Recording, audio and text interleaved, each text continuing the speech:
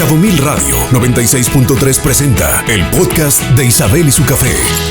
Bienvenida a este espacio, último ciclo de temas sobre heridas emocionales, y ahora nosotros mismos nos podemos hacer harakiri. Así es. O sea, saludos Isabel Alepancha. Pues efectivamente, la última herida emocional de la que vamos a hablar es aquellas generadas por el propio temperamento. Ok. Entonces, ¿a qué nos referimos con esto? Bueno, pues el temperamento son las características innatas de una persona, ¿no? Las cualidades, los valores que se van adquiriendo con los años, que ya es la combinación, ¿no? La personalidad, que ya es como única, pero este temperamento es innato, es decir, hay gente que es más sensible que otra, ¿sí? Eso lo sabemos.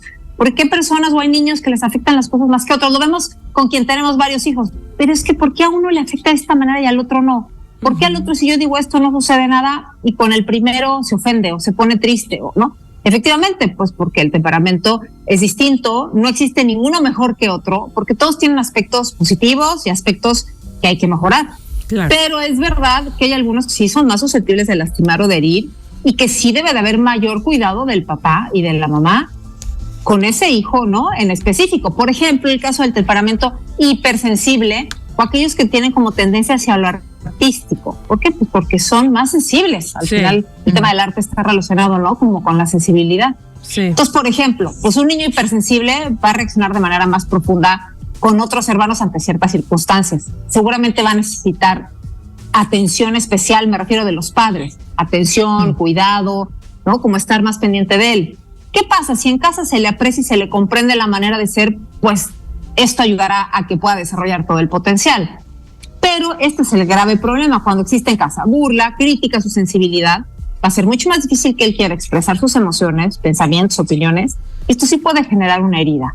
¿Por qué? Porque en un ambiente frío y poco cordial, un niño que es muy sensible sí puede experimentar tensiones inadecuadas en su desarrollo emocional, mental y espiritual, y es importante tenerlo en cuenta. Por eso sé que hacemos mucho énfasis en esto, pero nunca burla en casa, papás siempre considerando que lo que dice un hijo es importante y que si llega a decir algo que no tiene sentido, bueno, pues explicarle de una manera positiva, pero nunca en forma de burla, porque pues puede pasar que un niño muy fuerte se ría también, pero un niño sensible no, y ahí es donde podemos herir, y recuerden que las heridas generadas en casa pues son las más graves.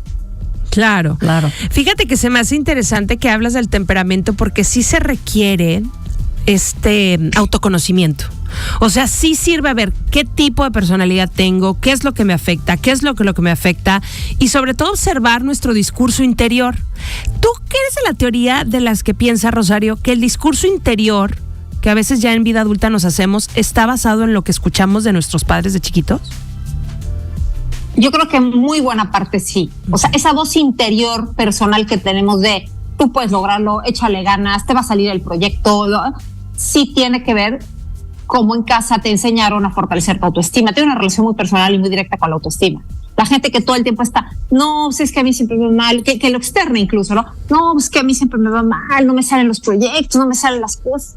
No es porque no tenga talento, todos tenemos un talento innato, pero si de inicio te hicieron sentir pues que lo que hacías no tenía mucho sentido, ¿no? O en casa se burlaba, no lograste conciliar tu autoestima, es posible que esa voz interior tuya sea mucho más negativa que positiva.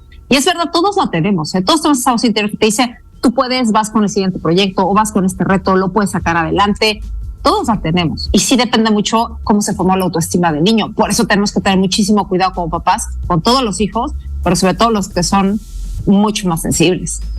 Ok, qué interesante, porque muchas veces somos nosotros mismos los que nos ponemos frenos, ¿no? Para que nos vaya mejor, nos castigamos constante con un discurso interno que a veces no detectamos y nos boicotea. Así es. Y pues responsabilidad que tenemos como papás, cuidar en casa a los niños. Por eso vuelvo a hablar un poco de la necesidad de afecto físico, ¿no? Como para cerrar este tema de las heridas, la necesidad de afecto físico, que el niño se sienta querido, abrazado por sus padres, con palabras de aliento, que se sienta que haya una vinculación emocional, ¿no? Un niño abrazar, besar, decirle que lo quieres, que él puede lograr, ahora que estamos en el arranque de clase, ¿no? Oye, va a ser un buen ciclo, va a ser un buen año, tú puedes, si en algo se te atora, yo aquí estoy para ayudarte, vamos a potenciar lo mejor de ti, porque al final, de verdad, cada niño es único, es especial, es irrepetible y todos tienen talentos, todos.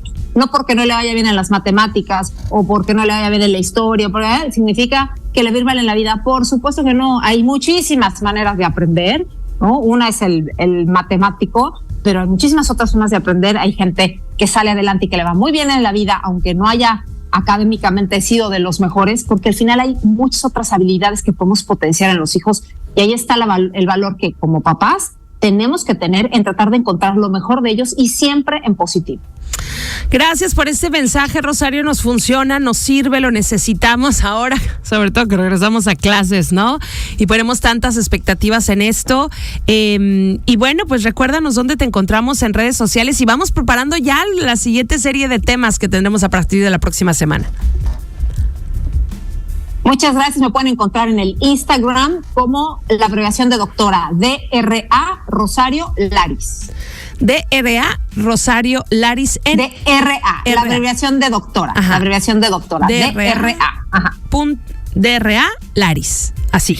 Rosario Laris en Instagram. Así. Escucha a Isabel y su café por Cabo Mil Radio 96.3. Siempre contigo.